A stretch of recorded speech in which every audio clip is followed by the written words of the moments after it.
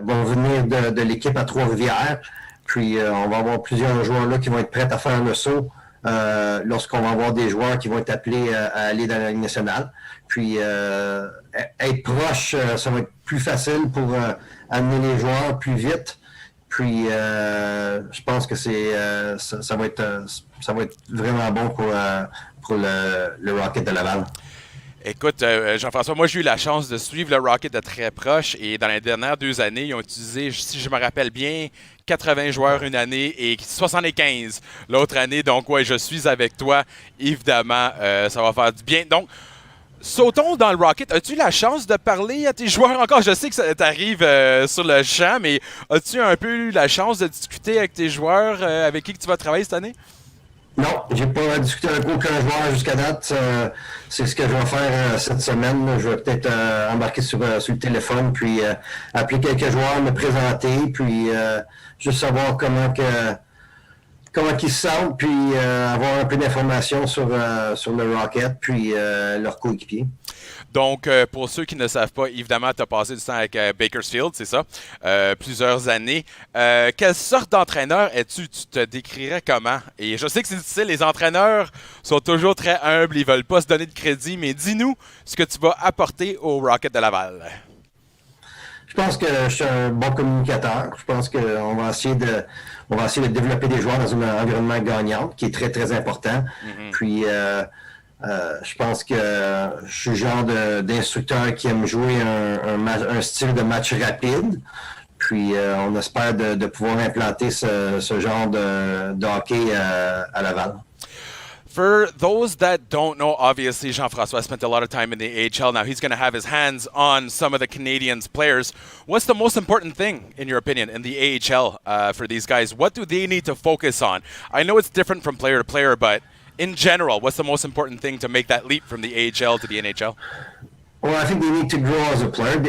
A lot of them need to learn to be pros. They come in from major junior or college, and there's there's growth that needs to be made there as an individual and as a hockey player, and it's the day-to-day consistency, the little details in the game that they might not know just yet, and those are the key things and key factors for them in order for them to make the NHL. Now, you mentioned earlier that you're a communicator, and that seems to be a theme with all the, I say, up-and-coming coaches. It's different than back in your day, right? Like, coaches weren't very good communicators back then. Would you say that's the biggest difference in coaching nowadays? Yeah, I believe a lot's have changed. The way the social media is now, the way players have all the information at their fingertips now, and it's important to make sure that and then you get to know them, and it's important that they're the generation that want to know why all the time. They're a know why generation, so you have to explain to them. They want to know, and they want to be nurtured, and they want help in order to move up. And that's what we do as coaches now. We develop people, not just hockey players. I love hearing that, and that actually came from the women's game. They were asking why way before the men, which makes sense, but it's great seeing the young guys ask why. Now, let's jump into some players. I know you haven't had a chance to really, get to know these guys yet, but you're jumping into a team that has players like Jesse Yolonen, Ryan Paling, Caden Primo. There's a lot of talent there. Do you think, and I know this is a big question, but do you think we're going to see Laval at the top of the standings like we saw last year? Well, we're going to do everything in our power to be the best team possible, and you also have to make sure you put those young players in the right situation, and that's part of developing.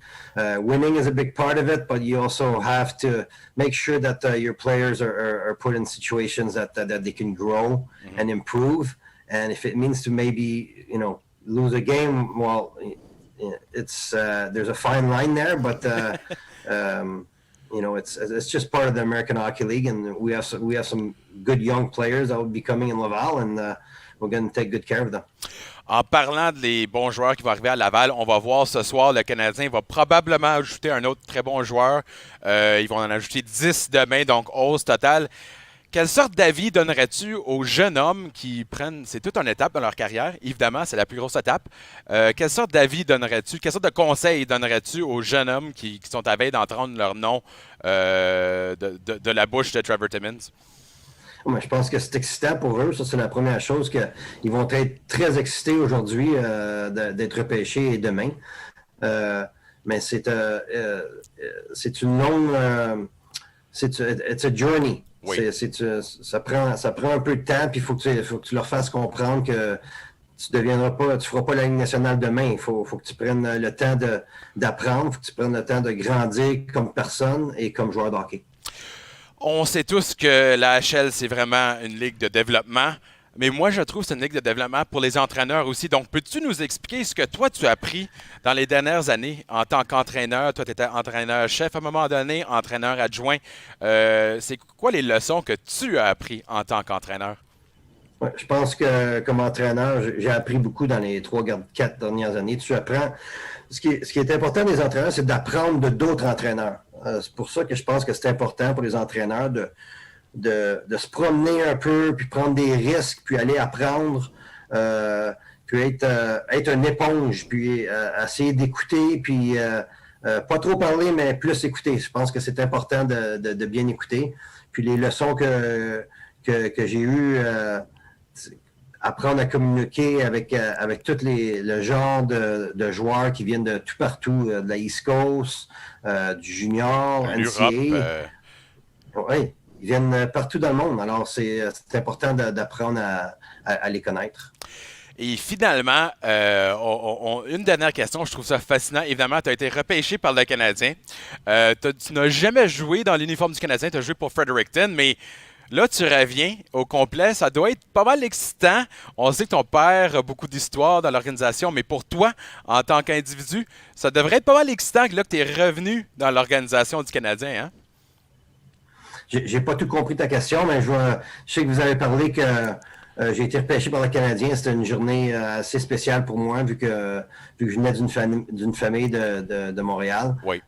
Puis je suis parti après. J'ai pas joué pour le Canadien de Montréal. J'ai joué pour le Canadien de Fredericton pour quelques années et dans la East Coast Hockey League, dans l'organisation du Canadien. Puis je pense que j'ai grandi comme personne. J'ai beaucoup appris dans l'organisation du Canadien, puis très heureux d'être de retour.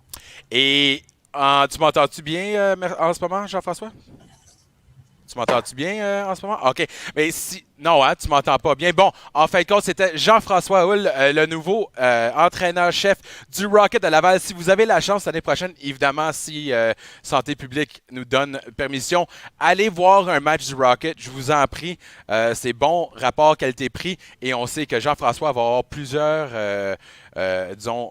joueurs très talentueux dans son équipe. Donc, je vous encourage d'aller voir Jean-François et son équipe. Jean-François Houle, grandement apprécié de nous avoir rejoints. Il nous entend pas, mais en tout cas, merci. C'est ça. Donc, c'était, comme vous voyez, Jean-François Houle était l'entraîneur adjoint des Condors de Bakersfield. Il a commencé en tant qu'entraîneur est devenu entraîneur adjoint, mais l'entraîneur adjoint, c'est lui le communicateur. C'est ça qui est intéressant là-dedans. On entend toujours, maintenant à cette heure, ce qui est plus important, c'est de communiquer. Et c'est pour ça, on sait que Marc Bergevin est allé le chercher. Et on sait qu'il a travaillé pour l'Armada. Donc, on a un autre invité déjà, un de mes joueurs préférés. We have another guest here. You might know him. You guys might have heard about him. He's okay. He's an okay hockey player. And he was pretty good in the playoffs. We have Nick Suzuki with us. Nick, can you hear me? Yeah, I can hear you. How's it going, man? Doing pretty well. How about you? I can't complain. I'm live at the Bell Center. Where are you right now? I'm just back home in London, just resting up a little bit. And getting to okay, so we have a whole bunch of fan questions. They removed me from the questions part, so you'll be lucky. You don't have to hear my bad questions this time, Nick. But and we're gonna jump right into those. But first of all, I just wanted to say, thank you for the exciting hockey. What you guys did, it helped heal the city. And I just want you to know that the fans really appreciated that. So on behalf of the Montreal Canadiens, and not just the fans, the city, thank you guys so much for that run. It was amazing. Yeah, it was very special to all of us. We all wish the result would have been different, but just feeling the atmosphere inside and outside of the Bell Center, every game that we played there was unbelievable, and something I definitely want to get back to, and hopefully we can have full capacity. All right, so we're going to jump right into the questions. Nick, actually, we have one coming up right now. Yeah, we're going to jump right into it. Let's go. Bonjour, je m'appelle Normand Riendo. J'ai une question pour Nick Suzuki. Bonjour Nick, je veux savoir comment tu as récupéré physiquement et mentalement des séries cette année. Merci. All right, so that question was from Normand Riendo, who's obviously enjoying some beautiful golf right now. He wants to know, that's twice now that you've led the Canadiens in scoring. That takes a lot of energy. It takes a lot out of you. Have you recovered physically and mentally from that crazy season we just saw? Yeah, I'm pretty much fully recovered. Ready to get back. I've been back in the gym a little bit, just trying to get the body moving. And I skated yesterday, so back at it. So no big break. Too much time off. No, you didn't want to go hunting or fishing or anything like that. Just right back to hockey, right? Yeah, I don't know. I haven't really taken too many long breaks for every other summer, so didn't want to change that up this year. Far be it from me to criticize, because I think you have a little talent that shows up even more in the playoffs. It seems to be your thing, so you have your process, and we won't criticize it. We have another question jumping in right now. It's on video. This one's again for you, Nick. Bonjour, Mike from Burlington here. Nick, what did you learn the most from your rookie year that helped you avoid the so-called sophomore jinx? Thank you. Good question. So what did you do to avoid that sophomore jinx that everyone talks about? Yeah, I think some of that is mental on the second-year player. There's a lot of talk about it before the season, and I tried really not to think about it too much, but was given a ton of opportunity to play well this year. I got to play with a lot of great players, PK, power play. So it's just kind of up to you to make the most out of it and have that trust from the coaching staff that you can be put out there. And that trust is obviously earned. I think that's the other part of it. People always talk about what does it take to get there. Well, you earn that trust through your play, and we've seen, obviously, a lot of people are surprised to see your defensive play. I don't think they watched you in junior. You've always been pretty darn good in the defensive side of things, right, Nick? Yeah, it's always been one of my main focuses. Just growing up, I was always taught to play both sides of the puck. So some people thought with all the points that I had in junior that I didn't really play defense that well. So it's kind of, I like to prove people wrong in that aspect. All right, we have another question, but just going right back, I remember that rookie tournament in Belleville. I said, how are you going to play in Laval? And you looked at me and said, well, I want to be in Montreal. So you also proved me wrong right there. We have another question from a fan. Nick, they love you. We had plenty of questions. Let's jump right to this one. Hi, Nick. I'm a huge fan, and I was wondering what was your favorite thing about Montreal. Take care. So let's hear it. It could be many things, Nick. Many things. There's definitely not only one. I guess starting off, just playing there, the fans. I love everything about the fan base and the passion that they all bring. Makes me want to be a better player and perform every night. And some other stuff is, I think the food is top notch, and every place I go or get introduced to. The food everywhere is amazing, so that's another thing that I like. Yeah, and I mean, did you get a chance to see the footage of the fans in front of the Bell Center? Like when and I listen. Yeah. I know some players criticized it, but just the fact of having that many exciting fans, that must be pretty cool for the players, right? Yeah, I loved it. We felt that energy. We were sending videos of the fans going crazy into our group chat. So cool. It really fired up the team and really got us through that playoffs. And real quick, we're going to jump to the next question. It didn't sound like 3,500 when you were playing it here, right? I was up there. I was way up there. It sounded like 35,000, No. right? Or 25,000, swear to God, right? Yeah, exactly. He said it the best. So, yeah, it was definitely not, didn't feel like we had so few fans. I felt like a sold out crowd, but I can't imagine what it would have been like if we had. You will. Capacity there. You will eventually hear that sound. We have another question for Nick. Let's roll it. Hi, Nick Suzuki. My name is Sora, and I'm from Toronto, Ontario. And my question for you is, out of all the players in the dressing room, who do you think has the coolest nickname? Is there a nickname in particular that you've been trying to test out on people, but it just really isn't resonating? I'd like to know. Okay, because you guys don't, I'm going to say it, Nick, you guys don't have the most original nicknames in hockey. It's usually add a Y or a ER at the end, right? Like, Yeah. In your case, what, do they just call you Suzuki? Is that just it, or Canada? Well, most of the guys have been, I think Claude Julien started calling me Susie. So, Susie? Yeah, I don't know if I'm the biggest fan of that, but No. a lot of the guys call me that. So what would be? I know it's gauche to give yourself a nickname, but what would be your ideal nickname? We can get this going. Hey, I got the fans behind us. We'll get this going, Nick. Whatever you want, now's the time to do it.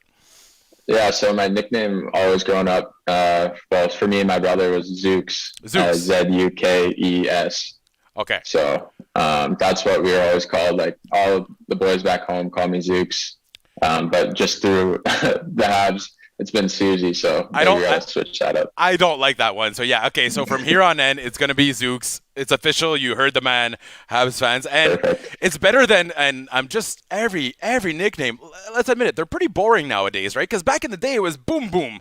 We had the Chicoutimi cucumbers, stuff like that. Now we hear Galley and like Pricey. Are there any good nicknames that we don't know about? I don't know. They're all pretty standard. I like the Goal Caulfield one. Yeah. I have him as Goal in my phone, so we'll keep that going for a while. That's when he calls, you see Goal? Yeah. Amazing. You know what? That's exactly what goalies see when he calls too. All right, let's talk about the draft. Obviously, you weren't selected by the Canadiens, but how was that whole process of, it was a little different. Yours was in person. What are these guys feeling the night before and right now as they wait? They're a couple hours away from the biggest moment of their career so far. What's going through their heads right now? What was going through your head? Yeah, there was a ton of things going through my head. Just waiting throughout the whole day from the morning, just the anticipation leading up to the draft. And then I really didn't know where I was going to go. You kind of know the first few picks, and then all of a sudden I get called by Vegas. So it was a pretty incredible day. I know a lot of the guys are looking to get picked tonight. But if they don't get picked tonight, there's a lot more rounds to go. So there's going to be a lot of great players drafted. And it's going to be interesting to see how the scouting staff for every team is doing this year. Yeah. Because a lot of kids haven't played, so it'll be interesting. All right, before we let you go, I know we've taken a lot of your time already. I need to know, because we spoke to your mother and your father at one point during the playoffs, so Amanda and Rob, what was their reaction when you got drafted? I need to know this, because to me, that's the most important thing, is seeing the parents that picked you up for every tournament and God knows where at 4 a.m. What was their reaction? Yeah, my mom was just full of shock. She said she didn't really know what to expect, and then all of a sudden, a ton of emotion came to her.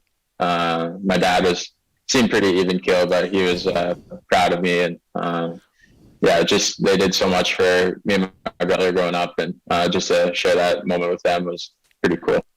Well, you're going to have someone else that's joining the organization soon. We're going to be waiting to see who it is. Obviously, we count on you to give us even more exciting hockey in the future, but hey, we've got a young team here. We're a lot of young talent here.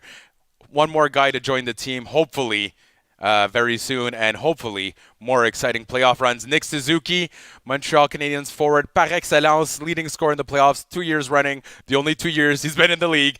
Thank you so much for joining us, Nick. Yeah, no problem. Thanks for having me. Donc, c'était Nick Suzuki qu'on parlait. Évidemment, lui, il a été sélectionné par Las Vegas et s'est rejoint aux Canadiens. Il expliquait vraiment que c'est juste excitant. Il y a tellement de choses qui passent par la tête avant qu'on se fait sélectionner par une équipe. N'oubliez pas, ces gars-là sont très jeunes. Ça dort pas très bien. Et on a quelque chose assez excitant. Si vous voulez, tout le monde veut une rondelle. Nick Suzuki expliquait que dans son téléphone, quand Cole Caulfield appelle, ça dit goal. OK? Donc, nous, on a une rondelle signée par Cole Caulfield. Si vous allez sur le tricoloresport.com en ce moment et vous dépensez plus que 100$, vous allez être rentré automatiquement pour gagner une rondelle signée par Goal lui-même. So if you jump at the tricoloresport.com right now and you spend $100, we have a signed puck available. And we just want you guys to win it. Don't forget, Nick Suzuki explained, when Caulfield calls, he comes up as goal on his phone, so you can have a piece of that goal.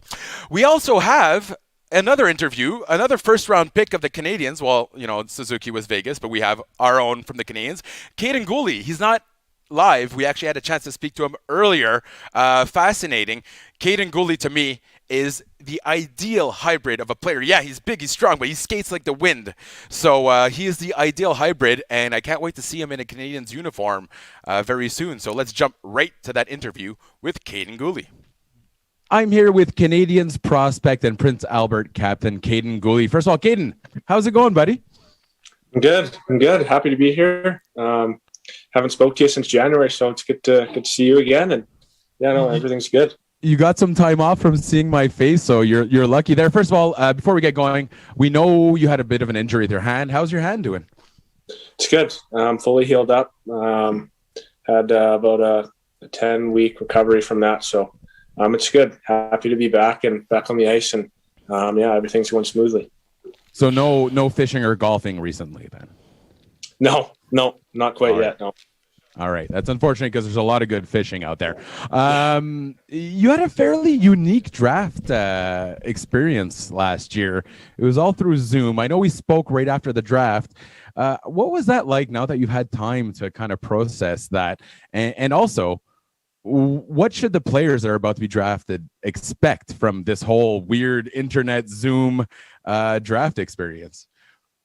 Yeah, I mean, obviously, like you said, it was a little bit different, but I kind of tried to take the positive out of it. I got a lot of friends and family that wouldn't have been able to make it in a normal year, so I think that's something that I definitely cherished when I was at home over Zoom. And I mean, it's probably a little bit more comfortable having it at your house and sitting in the stands, but no, just enjoy it. I think it's still, even though it's over Zoom, and I think it's still a very exciting experience, just as exciting just going to get drafted. So just kind of enjoy it and take it all in.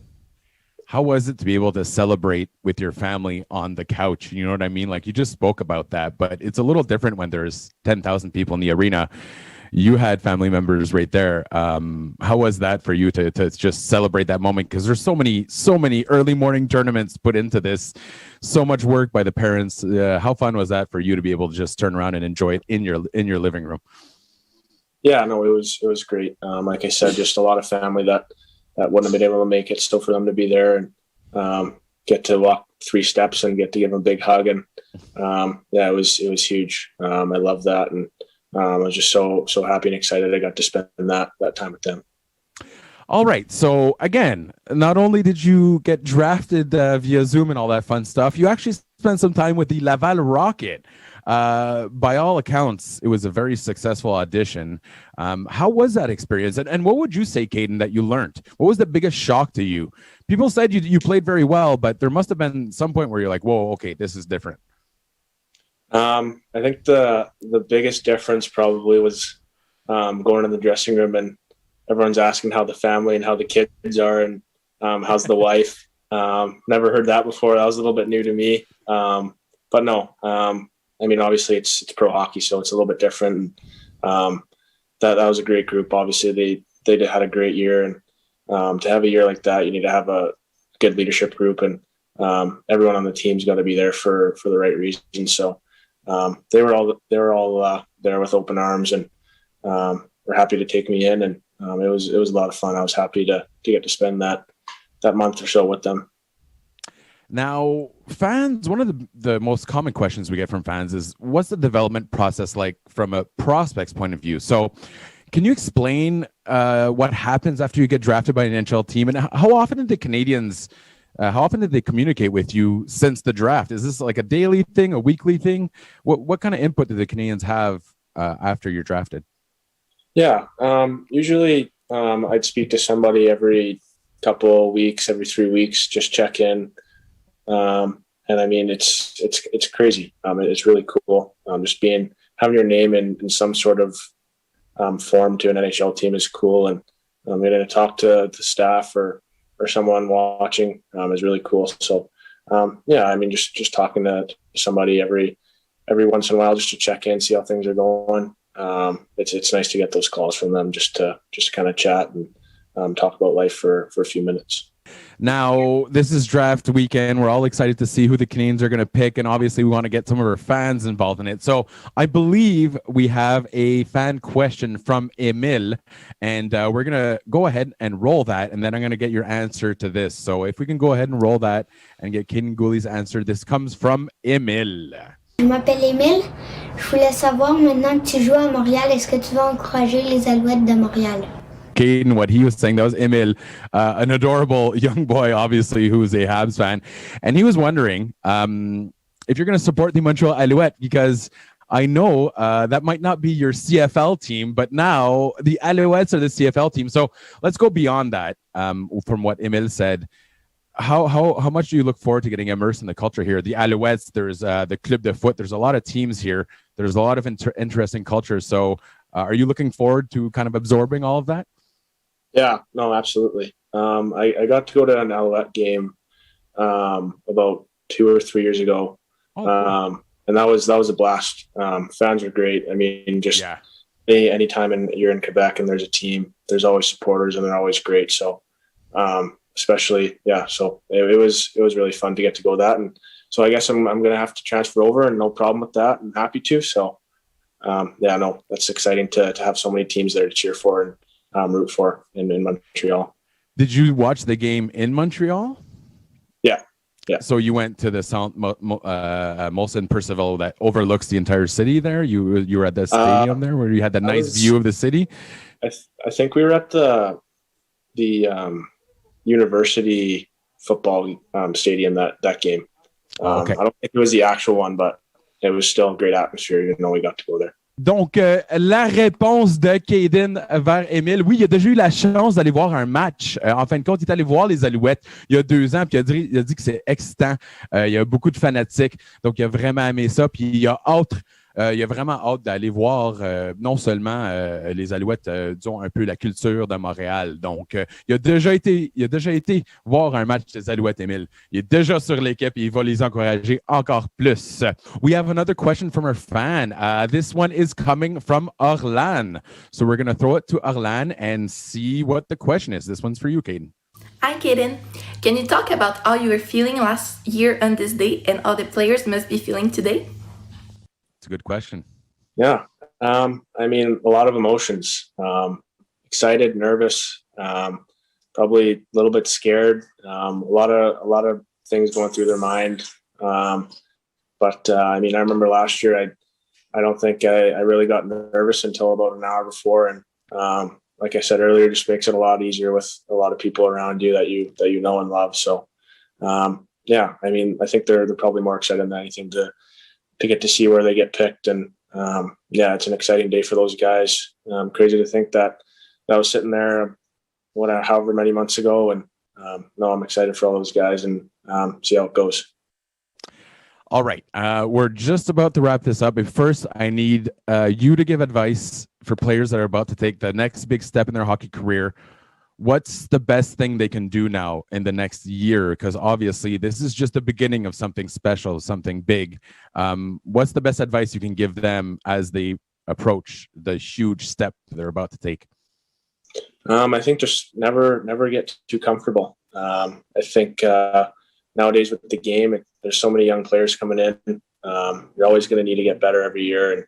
And once you kind of get get comfortable and maybe take your foot off the gas pedal a little bit, someone could come take your spot. And in the NHL, it's a business at this point. And so I think just always keep working hard and never get satisfied with where you're at. And I think if a lot of people have that mindset, they'll be just fine. So that's probably the biggest advice I give to anyone coming up. And finally, Canadiens fans constantly ask about you. They want to know what you're up to. They're going to get a lot of that information right now. But do you have a message for Habs fans that have been watching your career and look forward to you eventually playing on the Bell Center ice? What would you say to Habs fans right now if you had a chance? I'm excited to hopefully get to camp this summer and kind of get a good taste of the Canadiens and get to see some fans hopefully. And I'm just excited to kind of get camp underway and whenever that'll be, and just excited to get to see fans and all that. So thanks for supporting the team. Obviously, that 3,500 definitely didn't sound like 3,500. So just excited to get going and get to see the fans. So. You're going to hear what 22,000 sounds like at some point, Caden. Yeah. And trust me, it's pretty loud. Hey, listen, thank you so much for joining us. And we're about to see the next big prospect to join the Canadiens, but we're so excited to see your development, and we hope to see you on the Bell Center ice very soon. Caden Gooley, Montreal Canadiens prospect. Donc, c'était Caden Gooley, comme vous savez, juste pour vous expliquer un peu ce qu'il a dit, évidemment, ça s'est passé en anglais. Écoute, il est très excité. Moi, la face que j'aime avec Caden Gooley, c'est que c'est un gars là, très humble. Moi, je pense qu'on va le voir dans la Ligue nationale. Ça va pas être trop long avec lui. Évidemment, j'aimerais en parler un peu plus, mais il y a tellement d'affaires à expliquer en ce moment. Et on a des gagnants, n'oubliez pas. On vous donne des cadeaux. Chaque fois que je suis ici, pour vous convaincre de me voir, il faut donner des cadeaux. Donc, on a, si je me rappelle bien, 4 gagnants. Ah, nos grands gagnants. We have winners. OK, so here are our winners. On a Orlan Labine Chevalier, grand gagnant. Normand Riando, grand gagnant. Mike Stokovich. Oh, I think I just massacred your name there, Mike. I apologize. Et Patricia Néron. Donc, félicitations à nos grands gagnants. Our big winners. Thank you for submitting the video questions. We really appreciate it. We're going to get you that gift, so make sure, I believe it's going to be via email, but if you're on Twitter, make sure your DMs are open because we're going to contact you there. Now, this went by so fast. I'm just going to do a quick time check there. We're almost ready to get going with the first round. And we have one more thing to show you. But in between then, the exciting part is the Canadiens made it to the end, to almost to the end, to the Stanley Cup final. They didn't sacrifice their future to do it. They still have these young guys. They still have the Kotkanemis. They still have the Caulfields. They still have the Romanovs. And they still have the Suzuki. So we're going to be adding another high-end prospect there and 10 other players. So far, the Canadiens, not only have they brought another team to Québec, on a ajouté toute une autre équipe avec Trois-Rivières. Il y a 40 choix dans les derniers 4 ans par le Canadien, que c'est 40% de plus qu'ils ont été donnés originalement. Donc, faut féliciter l'organisation. Je sais que c'est un peu, je suis en train de faire ça là, mais pour avoir fait une équipe qui peut compétitionner avec les meilleurs. On a vu ça dans les séries. Et c'est une équipe que, quand même, le futur, là, tout a l'air parfait. Je sais que Laval vient juste de gagner la division du Nord. Ça ne me surprendrait pas s'il le ferait encore. On a, je suis juste en train de regarder les choix de repêchage. On va repêcher au 31e rang, 73, 63, 64, 76, 87, 113, 126, 127, 142, 191 et 223. So that makes for 11 draft picks and a whole bunch of them in the first 4 rounds, I believe 8. So what we're looking at here, I think this is the perfect draft to have a plethora of picks because it's going to be chaos. The OHL, we heard Nick Suzuki mention earlier, the OHL didn't play this year. The WHL played a little bit. The Cube actually played a lot. Donc, d'après moi, c'est quand même un des meilleurs repêchages pour avoir tellement de choix. On sait que le Canadien ne choisit pas parmi les 10 premiers, mais à 31, là, où c'est 30 techniquement, on va quand même avoir, il va y avoir des options. C'est pas des joueurs qui vont rentrer dans la Ligue nationale immédiatement, mais c'est des joueurs, je crois, qui peuvent faire un impact à long terme. Et après ça, évidemment, demain, 10 choix de repêchage qui montent le total à 40. On voit là, les équipes qui se rendent en finale de Coupe Stanley ou qui rêvent se rendre en finale de Coupe Stanley, eux, ils vendent leur choix. Le Canadien n'ont pas vendu leur choix. Donc, on les félicite et ça va être excitant. On sait que tout va bien aller à Laval et Trois-Rivières. Finalement, on a un petit vidéo pour vous. On sait qui que le Canadien... oh oui, et on a aussi, merci, Rachel m'avoir rappelé ça. Il y a toujours du monde qui paye attention parce que moi, je ne paye pas toujours attention. Demain, on va vous parler après le repêchage, après que Trevor Timmins a eu la chance. Et je veux vous donner des cadeaux. Donc, on va avoir une petite session questions-réponses. We're going to have a little question and answer session, kind of like we did at the beginning of the year. And we have a draft cap for you. So as soon as Trevor Timmins is done, we're going to be jumping on Twitter and doing a question and answer period. So I'll be asking for your questions tomorrow, right before the draft. On est ici, le Canadien va choisir dans environ 1 ou 2 heures. Mais entre-temps, on va se rappeler de qu'est-ce qui s'est passé il y a 2 ans. On a parlé à Kaden Gooley, mais là, on va revenir à un certain Cole Caulfield. J'étais là à Vancouver. Je me rappelais que je me disais, il n'y a aucune façon qu'un gars tellement talentueux va tomber à 15. Puis là, il se rendait à 10, il se rendait à 12, il se rendait à 14. Puis à 14, on a entendu « From the US Development Squad ». Je me suis dit, OK, Cole Caulfield est parti. En fin de compte, c'était pas Caulfield. Il était disponible à numéro 15. So we're about to see just a little reminder of what the draft can produce. Obviously, nobody could have told that even though Cole Caulfield was the leading scorer on every team he's ever played on, who could have predicted that he would continue to score in the pros? We've seen what he can do. He made an immediate impact in the NHL. And because of all the chaos tonight, because of what happened with all this, I have a sneaking suspicion, maybe not a Caulfield level steal, but the Habs can hit a couple home runs here. So we're going to go ahead and roll that and remind you about how exciting it was for the Canadiens to put their hands on such a talented player.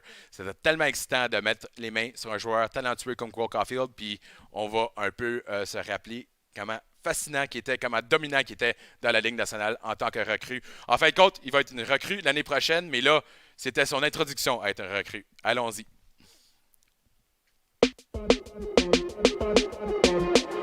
With the 50th overall selection, the Montreal Canadiens select from the U.S. National Development Program, Cole Caulfield. Ce sera une période d'échauffement bien particulière qui va s'amorcer à Calgary avec les premières images de Cole Caulfield dans la Ligue nationale. Il entre devant Kitchuk. La fête, la passe, un tir. Le premier de Cole Caulfield de Toronto. Petrie passe à Caulfield, une fête, le tir et le but! Caulfield in alone here, along with Suzuki. Big battle in the corner. Caulfield picks him up in front. Scores! Series winner! Caulfield scores his first Stanley Cup playoff goal. Caulfield got a break. Settles the puck and scores! Goal! Caulfield!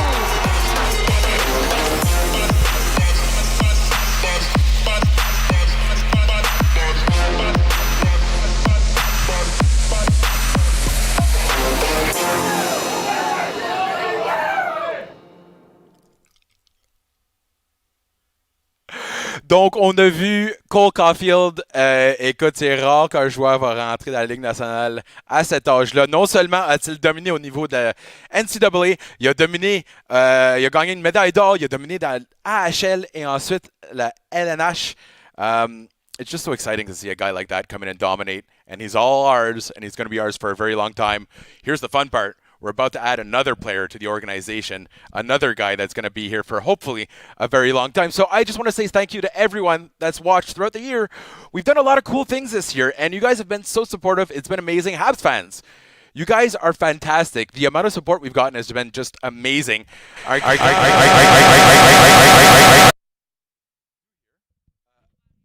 Okay.